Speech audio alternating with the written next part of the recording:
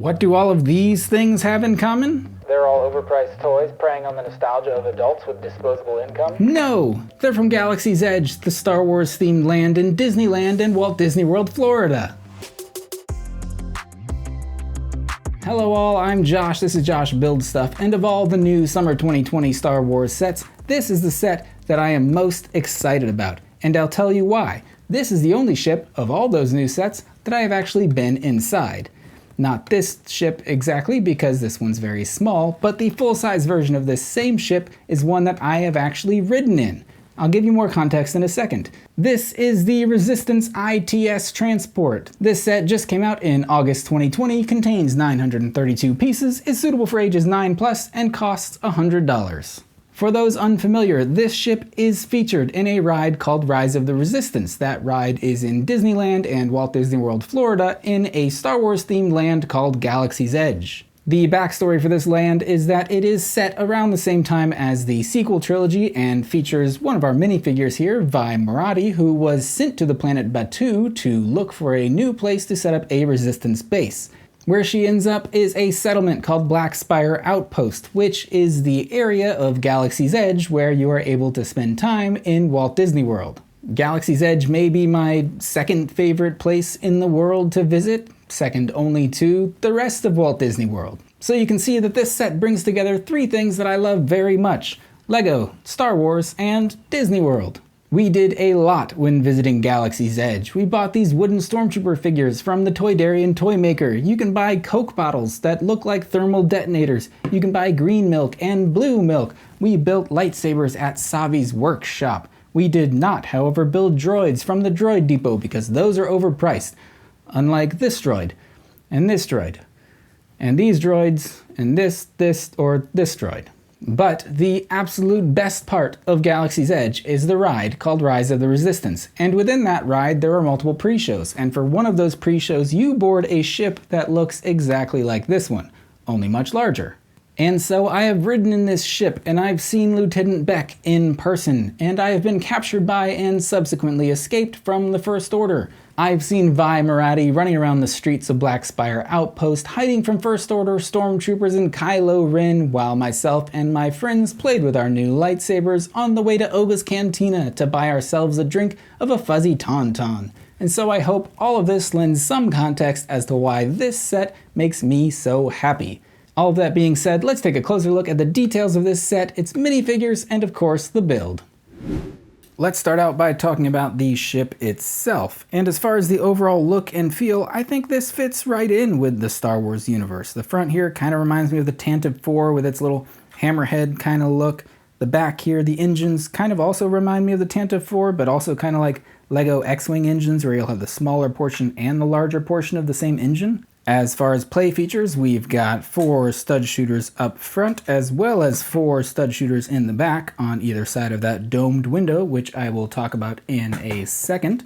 You can also open up the cockpit area of this ship, which I think uses a super cool opening mechanism here, and you get this cool, almost seamless line to connect the two pieces there when it is closed. Other opening portions of this ship include the roof, which can be removed, as well as some opening doors on either side of the ship, which is canon to the attraction because these doors are how you board the ship itself in the Rise of the Resistance attraction. And speaking of that attraction, the Rise of the Resistance is the name of a ride. Well, I could call it a ride. It's more of a whole experience at the Disney parks, but this ship is featured in one of the many pre-shows of that ride. You see, you are a new recruit for the Resistance, and so you are boarding this transport ship to be taken to the Resistance base, I think. I don't remember. And once you board the ship, you can look towards the front, and there's Lieutenant Beck in person. Well, I guess in calamari, but he's there, really there in front of you. And then Nia Nub is there in front of you as well, who is piloting this ship. Well, I guess the back of him is there, but I assume the front of him is also there. And then if you look out the back of the ship, there is a domed window, or rather a screen that you can see everything going on behind the ship. Now this portion of the ride is kind of like a motion simulator, but a little gentler because you're standing up and you're not strapped in, but even so, it's a really cool experience. And so on this set, that's why there are stud shooters in the back and the front, because spoiler alert, you get chased by some first order TIE fighters, and there are blasters coming out of both the back and the front of the ship, I think mostly to enhance the experience no matter where you're standing within the ship itself. And so those aspects of the ship exist canonically in the real world, and so I'm really glad that they made it into the set. The other nice thing about this ship is that it calls itself a transport ship and has a little room to actually transport some stuff. You could easily fit a few minifigures in there, or you could move this little crate out of the way and fit even more, but right now that crate features a couple of spare blasters, which I think fits in really nicely since this is supposed to be a Resistance ship. And so in that regard, this ship does a little better than the Knights of Ren transport ship, which calls itself a transport ship, even though there isn't really much interior. One thing I'm not crazy about with this set is that you can see some of the exposed Technic support bits on the side and the bottom there, even a few are exposed here in the back, and I don't know that that was really avoidable since this ship has a lot of really interesting angles and corners, and it gives this ship a really cool profile or outline depending on which angle you happen to be looking at it from. And so I assume this wasn't a super easy ship to design, and for that reason I think LEGO did a really great job. Now let's take a look at the minifigures, starting with this one. This is Lieutenant Beck. He is a brand new Mon Calamari figure, and his headpiece is new with the white and gray coloration. We have not seen that in sets before, and I think it looks really good on this guy.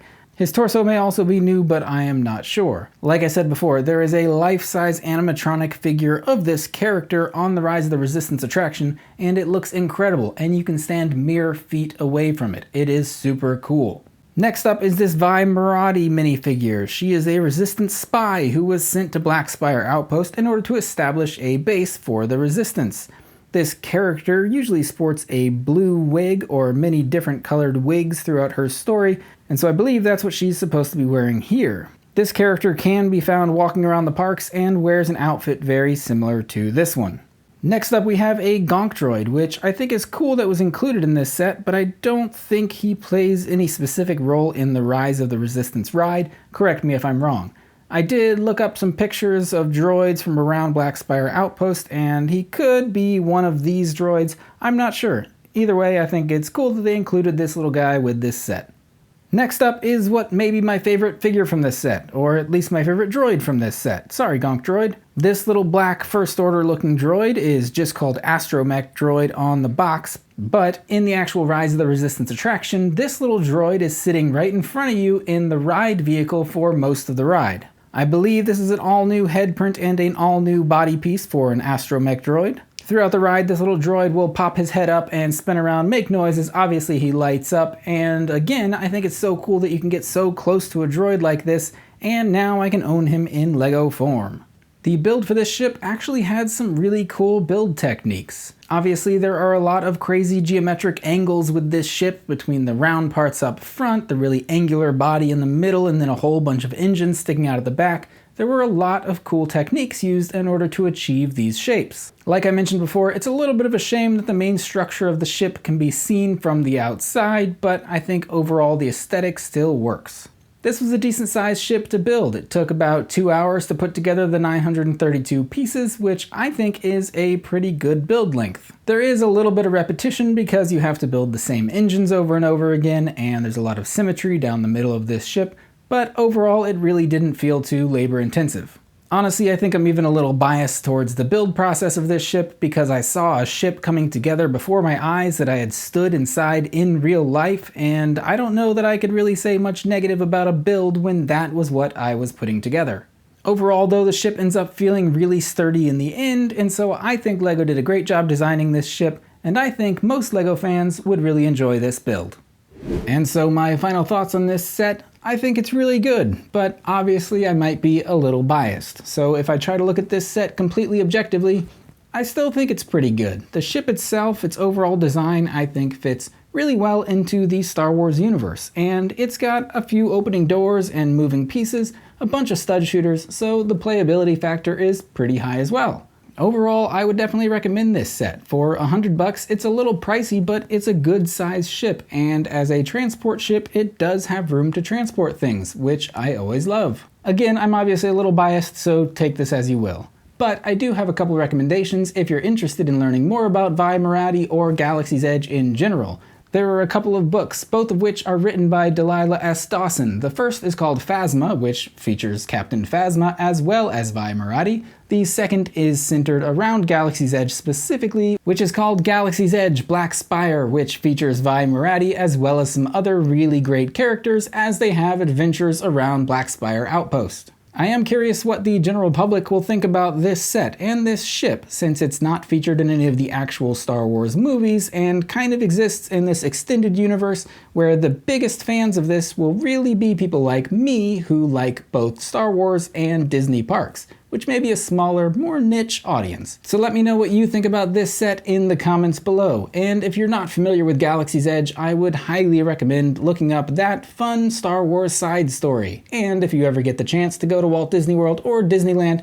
and ride Rise of the Resistance yourself, I couldn't recommend it more. Obviously, I would recommend waiting until after this whole pandemic is over. As always, thank you so much for watching. I hope you enjoyed this video, and if you did, thanks for liking, commenting, and subscribing. Again, thanks so much for watching. I'll see you next time. You're such a nerd. You're just jealous you didn't get to go to Disney World. Yeah, why wasn't I invited? Well, for starters, you're a mannequin with a stormtrooper costume on it that I keep in my office. Fair point.